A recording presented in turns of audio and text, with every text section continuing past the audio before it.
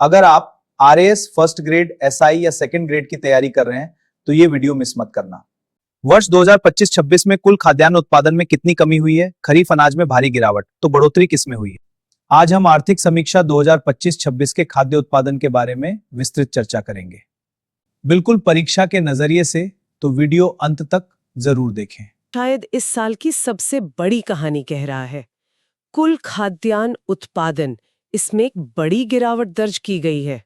हाँ, और ये वास्तव में एक बड़ा झटका है। वर्ष 2025-26 के लिए जो अनुमानित कुल खाद्यान्न उत्पादन है, वो है करीब 284 lakh metric tonne. 284 lakh metric tonne. जी, लेकिन इसमें पिछले साल के मुकाबले 8.28% की कमी आई है। इनको अच्छे से याद रखना। अर्थव्यवस्था में 8% से ज्यादा की गिरावट बहुत बड़ी मानी जाती है, खासकर कृषि जैसे क्षेत्र में। 8% की गिरावट मतलब, अगर समझें तो जो उत्पादन पिछले साल 100 बोरी था, वो इस साल घटकर 92 बोरी रह गया। ये तो हजारों किसानों की आय पर सीधा असर है। लेकिन ये पूरी कहानी नहीं बताता। नहीं। असली सवाल तो ये है कि ये गिरावट आई कहां से? क्या ये हर फसल में है या कोई एक खास मौसम इसका जिम्मेदार है? आपने बिल्कुल सही नब्ज पकड़ी है, और जब हम इसे खरीफ और रबी की फसलों में तोड़कर देखते हैं तो पूरी पहेली साफ होने लगती है। अच्छा। खरीफ यानी वो फसलें जो मुख्य रूप से मानसून की बारिश पर निर्भर करती हैं, उनके उत्पादन में तो एक तरह से भूचाल आ गया है।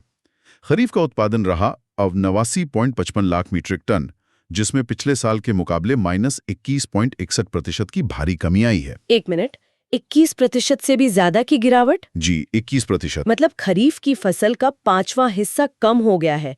ये तो बहुत बड़ी गिरावट है। इससे तो यही इशारा मिलता है कि शायद मानसून का पैटर्न उम्मीद के मुताबिक नहीं रहा होगा। बिल्कुल। कुल खाद्यान्न उत्पादन में जो 8% की गिरावट दिख रही है ना, हाँ। उसका असली गुनहगार यही खरीफ का खराब प्रदर्शन है। उसके विपरीत रबी की फसलें, जो सर्दियों में होती हैं और सिंचाई पर ज्यादा निर्भर करती हैं, उनका उत्पादन लगभग स्थिर रहा है। उसमें सिर्फ -0.49% की मामूली कमी है, जिसे हम लगभग न के बराबर मान सकते हैं। अच्छा। तो कहानी साफ है, मानसून पर निर्भर खेती को भारी नुकसान हुआ है। ऐसे प्रश्न परीक्षा में बार बार पूछे जाते हैं कि किस फसल चक्र में सर्वाधिक गिरावट हुई। अगर हम खाद्यान्न के अंदर और गहराई में जाएं और सिर्फ अनाज की बात करें, चावल, गेहूं, बाजरा, मक्का, तो क्या वहां भी यही पैटर्न है? हाँ, बल्कि वहां ये पैटर्न और भी ज्यादा स्पष्ट है। खरीफ अनाज के उत्पादन में तो सुनिए -26.71% की गिरावट है। 26%? जी, मतलब 1/4 से ज्यादा की कमी। ये एक बहुत बड़ा अलार्म है। वहीं रबी अनाज, जिसमें मुख्य रूप से गेहूं आता है, उसमें गिरावट केवल -3.35% की है। तो हर आंकड़ा एक ही तरफ इशारा कर रहा है। खरीफ सीजन इस साल बहुत मुश्किलों भरा रहा। अब तक तो हमने ज्यादातर गिरावट और चिंता की ही बात की है। क्या कोई ऐसा क्षेत्र भी है जहां से अच्छी खबर आ रही हो? वो उम्मीद की किरण कहाँ है जिसका जिक्र आपने शुरू में किया था? वो किरण आ रही है दलहन और तिलहन के खेतों से, और ये इस साल की सबसे बड़ी सक्सेस स्टोरी है, कह सकते हैं। अच्छा। जहां अनाज का उत्पादन गिरा है, वहीं दलहन उत्पादन में बहुत अच्छी वृद्धि हुई है, खासकर रबी दलहन में।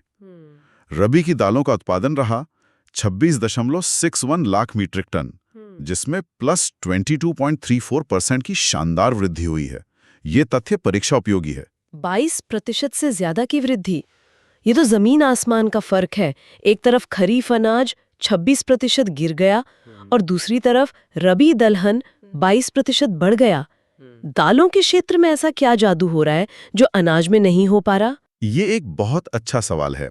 इसके कई कारण हो सकते हैं। बेहतर कीमतें मिलना, सरकारी नीतियां, या शायद किसान अब ऐसी फसलें चुन रहे हैं जिनमें पानी की जरूरत कम हो और बाजार में मांग ज्यादा हो। ये हो सकता है। खरीफ की दालों में भी लगभग 2.34% की मामूली लेकिन सकारात्मक वृद्धि है। तो कुल मिलाकर दलहन का क्षेत्र इस साल का हीरो बनकर उभरा है। बहुत दिलचस्प।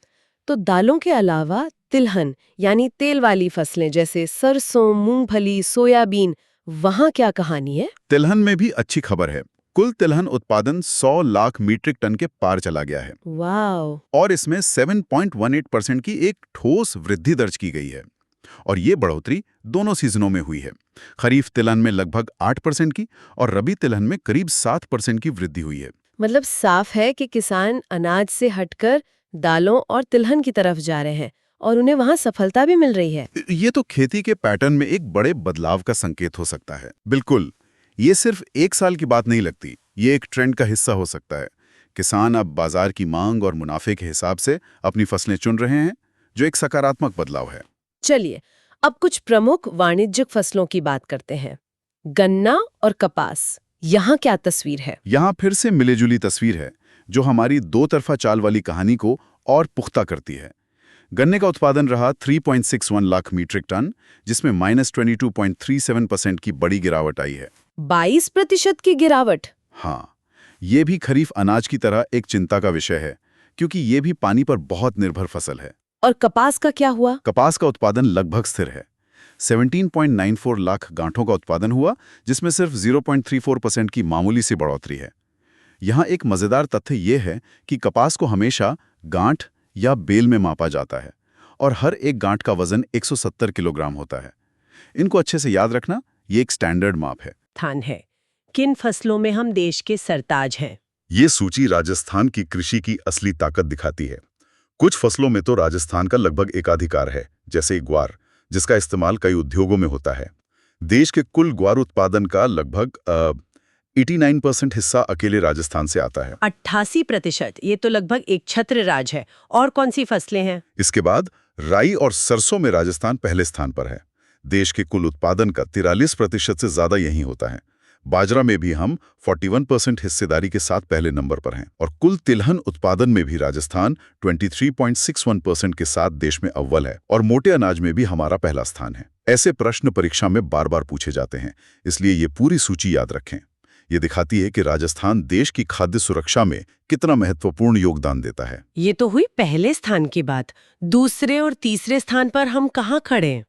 देश का लगभग 20% मूंगफली राजस्थान में होता है और तृतीय स्थान पर हम 3 प्रमुख फसलों में हैं। चना, जिसमें हमारा योगदान 17.39% है, कुल दलहन में 13.76% और सोयाबीन में 8.96%।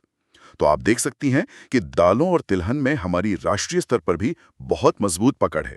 तो अब अगर हम पूरी चर्चा को समेटे तो क्या तस्वीर उभरती है? जो पहेली हमने शुरू में रखी थी, क्या वो अब सुलझती हुई दिख रही है? बिल्कुल, तस्वीर अब काफी साफ है। एक तरफ हमारे पास खरीफ अनाज और गन्ना है, जहां मानसून की अनिश्चितता के कारण भारी गिरावट है, जो एक बड़ी चुनौती है। खरीफ अनाज में 26% की और गन्ने में 22% की गिरावट ये वाकई चिंताजनक है। और दूसरी तरफ हमारे पास है रबी दलहन और कुल तिलहन, जो सफलता की एक नई कहानी लिख रहे हैं। रबी दलहन में 22% की और कुल तिलहन में 7% से ज्यादा की वृद्धि ये दिखाती है कि किसान अब ज्यादा मुनाफे वाली और शायद कम जोखिम वाली फसलों की तरफ बढ़ रहे हैं।